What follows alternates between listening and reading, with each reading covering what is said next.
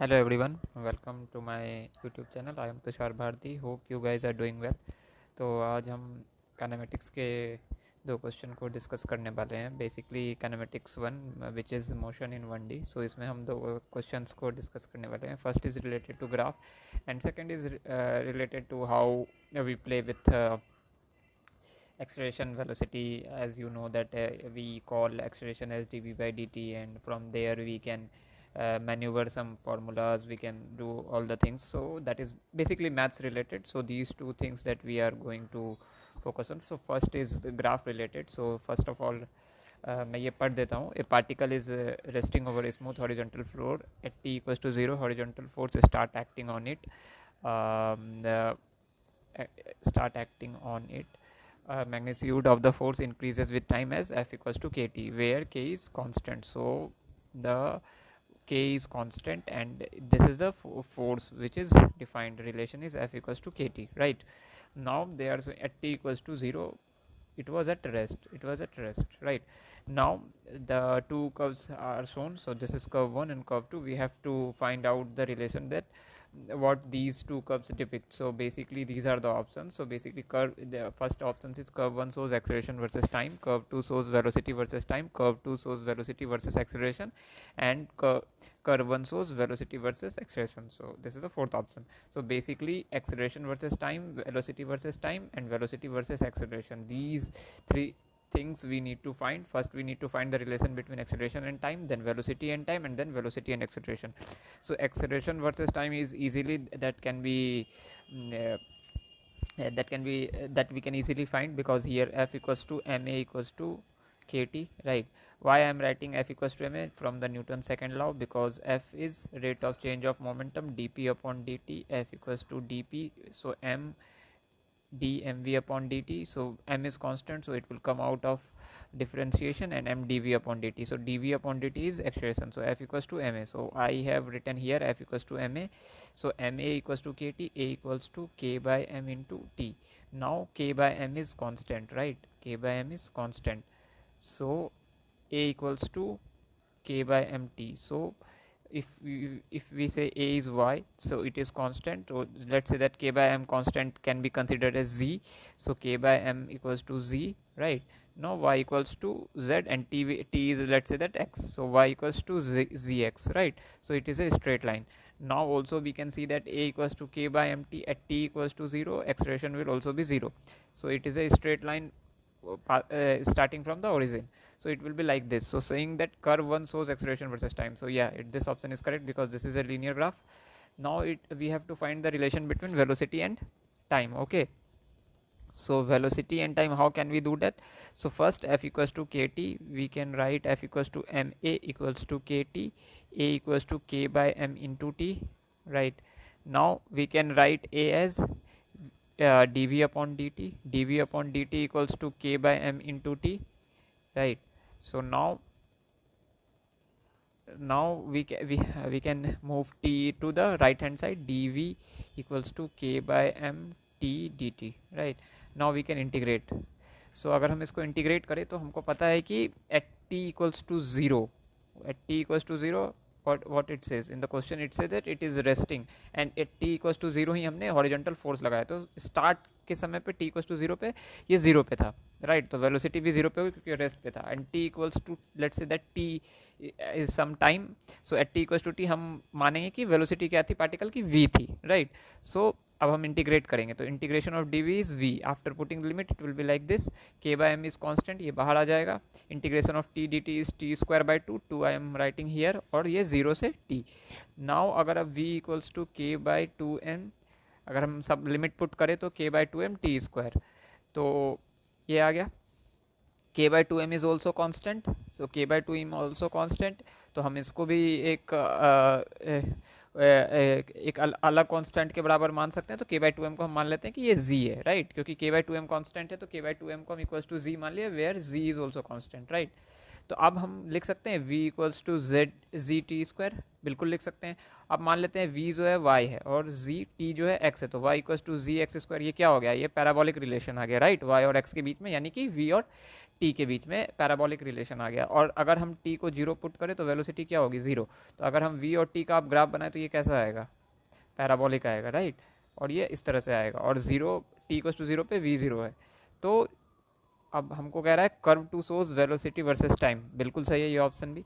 अब हमको वेलोसिटी और एक्सेलरेशन के बीच का रिलेशन निकालना है, velocity and acceleration. So F equals to K T है, हम F by K equals to T लिख सकते हैं, राइट। और अबव इक्वेशन में हमको velocity equals to Z T square भी आया हुआ है, right. V equals to Z T square, Z क्या था हमारा, K by two M, V equals to के by two M T square है, राइट। ये है। अब सिंस कि हमको वेलोसिटी और एक्सेलरेशन के बीच में हमको निकालना है, और हमारे पास रिलेशन एफ और टी का है। अगर मैं इसको और प्रिसाइजली लिख सकूं, अगर F equals to K T को, तो मैं M A equals to K T और ए इक्वल्स टू के बाई एम इंटू टी लिख सकता हूँ, ठीक है।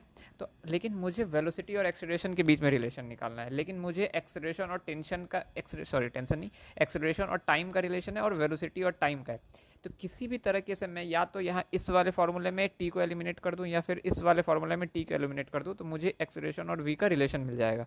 तो अगर मैं इस फॉर्मूले को एलिमिनेट कर दूँ यहाँ से टी को, तो एम ए बाई के हम लिख सकते हैं, और इस टी को मैं अगर यहाँ इस फॉर्मूले में पुट कर दूँ तो क्या मुझे मिल जाएगा, v equals to k by two M T square. तो टी की जगह पे अगर मैं ये फार्मूला पुट कर दूँ, एम ए बाई के वैल्यू पुट कर दूँ, तो मुझे मिल जाएगा, बिल्कुल मिल जाएगा। तो क्या अब मैं देख सकता हूँ कि मुझे वी और ए के बीच में रिलेशन कुछ बनती हुई दिख रही है, तो के बाई टू एम। अब मैं यहाँ पे इसको अगर मैं सॉल्व करूँ तो एम स्क्वायर ए स्क्वायर अपॉन के स्क्वायर, राइट। ये एम से ये स्क्वायर कैंसिल, ये के से ये स्क्वायर कैंसिल, तो ये कितना हो गया, v equals to m a square by two k, right, v. और m by two k is also constant, तो इसको मैं सेपरेटली लिख रहा हूँ, equals to a square. So m by two k is constant, right. इसको भी हम एक अदर कांस्टेंट को असाइन कर सकते हैं, तो ये इसको मैं z मान लेता हूँ, और v को मैं y मान लेता हूँ, a को x मान लेता हूँ। तो इसको मैं लिख सकता हूँ y equals to ji x square. तो again this is a parabola, right. और अगर मैं एक्सेलरेशन को जीरो पुट करूँ तो v क्या हो जाएगा, मेरा जीरो हो जाएगा। तो मैं अगर इसका ग्राफ बनाऊँ तो v और a का, तो क्या ये ऐसा ही बनेगा, ऐसा ही बनेगा। तो अगर मैं ऑप्शंस में देखूँ तो v और a का ग्राफ कौन सा कर्व शो कर रहा है, कर्व वन या कर्व टू। कर्व वन तो लीनियर है, ये तो नहीं करेगा, कर्व टू कर रहा है क्योंकि ये पैराबोलिक है। तो a b and c is correct option, a b and c are correct options, right. अब मैं जाता हूँ दूसरे क्वेश्चन। तो आई होप कि पहला क्वेश्चन आपको समझ में आ गया होगा। So now we are going to second question. So second question ये है कि मैं थोड़ा पढ़ देता हूँ।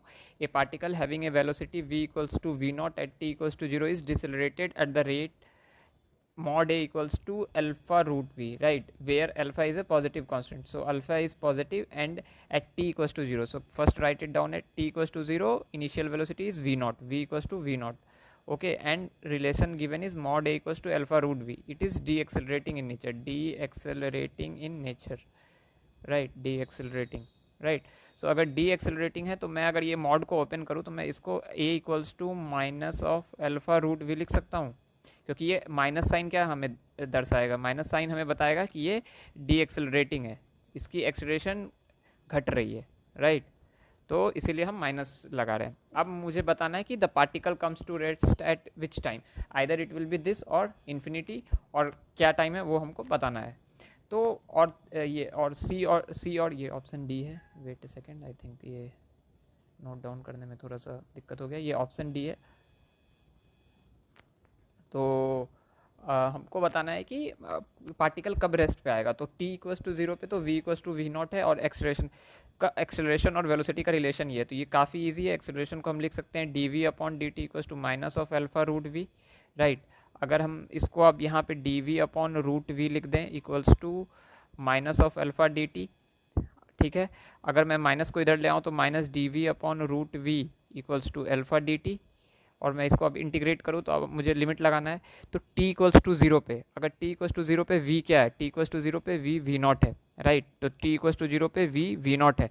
मैं मान लेता हूँ कि t इक्वल्स टू t पे let's say at t equals to t, let's say at t equals to t particles comes at rest, particle comes at rest.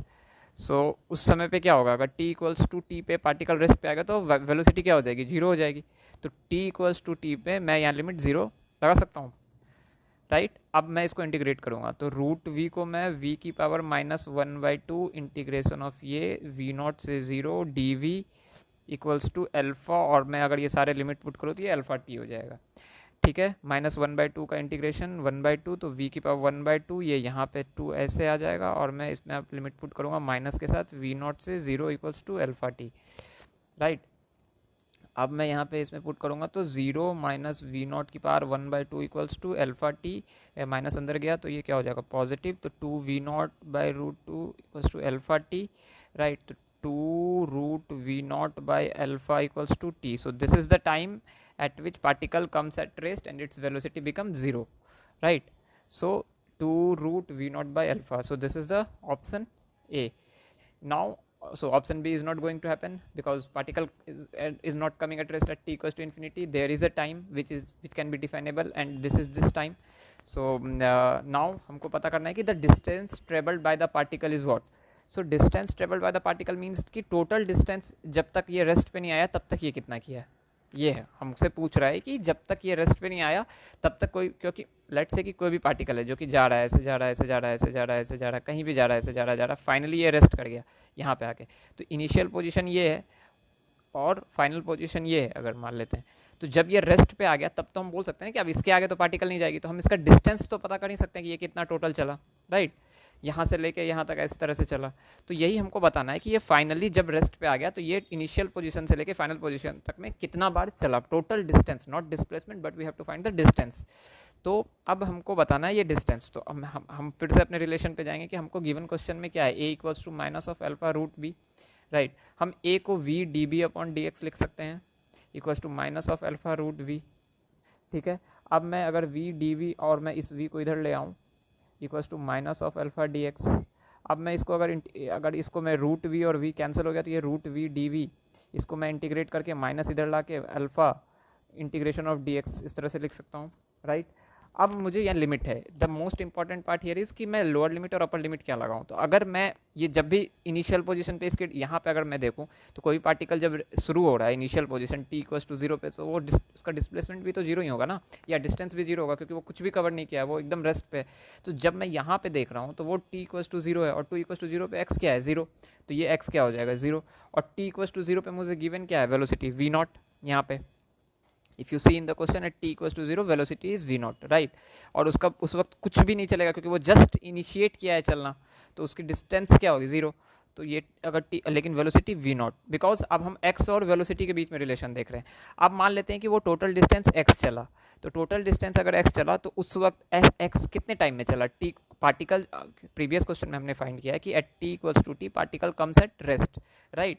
तो t इक्वल्स टू t पे which is equals to 2 root v nought by alpha, उस पर particle क्या पे आ गया, rest पे आ गया, तो रेस्ट पे जब आ गया तो उसकी वेलोसिटी क्या हो गई थी 0, राइट। और उस वक्त मान लेते हैं कि हम एट टी इक्वल्स टू 0 से लेके टी इक्वल्स टू टी तक में पार्टिकल कितना चला, x चला, तो इसीलिए मैंने लिमिट फॉर डिस्टेंस क्या लगाया 0 से x चला, और उसी समय जब वो x डिस्टेंस चल गया तो at t equals to t जो कि 2 root v nought by alpha है, पार्टिकल की वेलोसिटी क्या हो गई 0 हो गई, क्योंकि इतने समय के बाद 2 root v nought by alpha यानी कि t समय के बाद पार्टिकल रेस्ट पे आ गया, तो जब रेस्ट पे आ गया तो उसकी वेलोसिटी 0 बन गई, और उस वक्त वो कितना डिस्टेंस चल चुका है x डिस्टेंस, तो लिमिट फॉर x कितना हो गया 0 से x, और उस वक्त पार्टिकल v नॉट से कहाँ पे आ गया, रेस्ट पे आ गया, तो v नॉट से 0।